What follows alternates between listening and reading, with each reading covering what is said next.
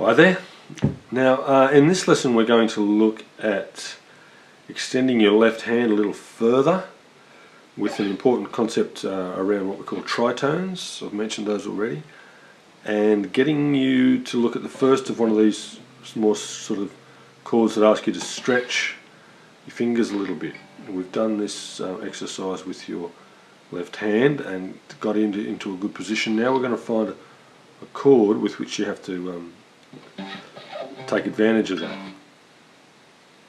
Okay, so first thing is the tritone. When we had a look early on at that playing the major chord in G like that with your second or third finger, whatever, on the 4th fret, we said that that was the 3rd note in the scale. Then we put that first finger down just behind it there on the 2nd fret, called that a 7th chord. Those two notes there are the two notes that sound not quite right together, do they?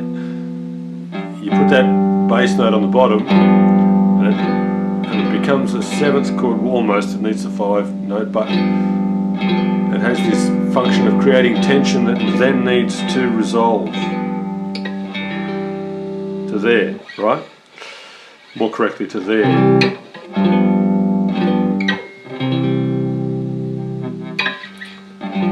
So I want to look a bit more closely at that tritone. Now, that's the 7th degree of the scale, flat 7, and that's the 3rd degree of the G. We also had a look at that C chord earlier, and said that we could add that and make it that the 7 now of the C. So that, we can use that in a C7, we can use that in a G7.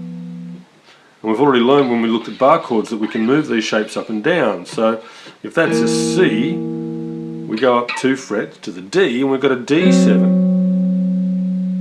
Now they're our 3 chords, aren't they? G, C and D. So it turns out that we've got a G7 here, that very first one that we looked at. A C7 there and a D7 there, all within a couple of frets of each other. So your blues, 2, 3, 4, 1, 2, 3, 4, 2, 2, 3, 4, 3, 2, 3, 4, 4, 2, 3, 4, 5, 2, 3, 4, 6, 2, 3, 4, 7, 2, 3, 4, 8, 2, 3, 4, 9, 2, 3, 4, 10, 2, 3, 4, 11, 2, 3, 4, 12. Can be played in a fashion such as that. You wouldn't do it exactly like that for the whole time, but we can start to take advantage of this in our blues playing, and we will pretty soon. Before we do that though, I just wanted to explain the concept and get you to play through that 12 bar like I just did then, and be able to hear what happens when you do that. Now, to make that more effective, I want to add a bass note to this C and D 7th chords. Right? Now we do that by putting the little finger up there on the bass on the 5th fret. But before you do that, let's just play a straight C major chord like that, right? So what you've got is your little finger there on the bass, your first finger there on the 2nd fret, middle string, and the top one open. That's a very common sort of voicing for a C or for a major chord. 1, 3, 5. If you were to sit at a piano and go, you know, play one, skip one on a piano, that'd be the voicing you'd play. 1, 3, 5. It's called a closed voicing, because everything's very close to each other.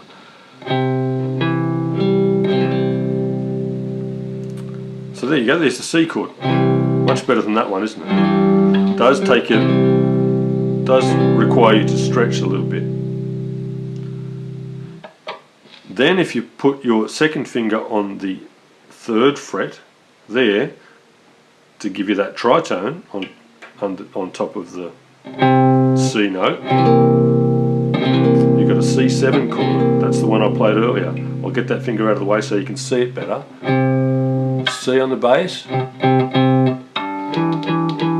7, no, the 3 and the 7 there. Okay, so there's your C7 chord. You take that up 2 frets, and you got a D7 chord. Now your little finger is on the 7th fret, first finger on the 4th, middle string, second finger on the top 5th fret. Right, so these chords here, asking you to stretch a little bit further. Don't put your third finger down there, that's going to make it harder. Your third finger can just sit up anywhere. Right, the main thing now is going to be that stretching the little finger and getting your second finger down low enough, keeping your hand straight. Right, so practice that chord shape and be able to move it around the place.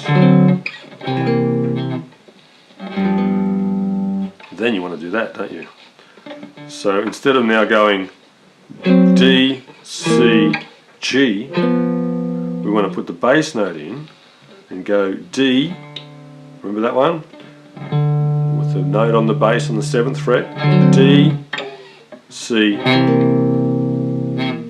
yeah, those two there on the top, that one on the bass, and then the open string on the bottom.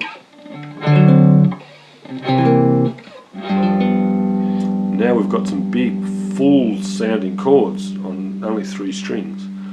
But it's taken us this long because we've had to be able to do that, right?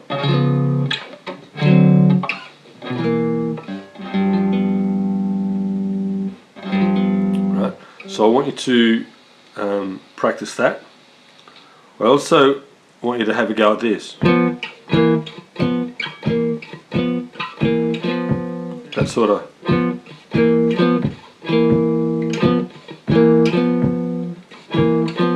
movement in a semitone from behind up to the target chord that you're after.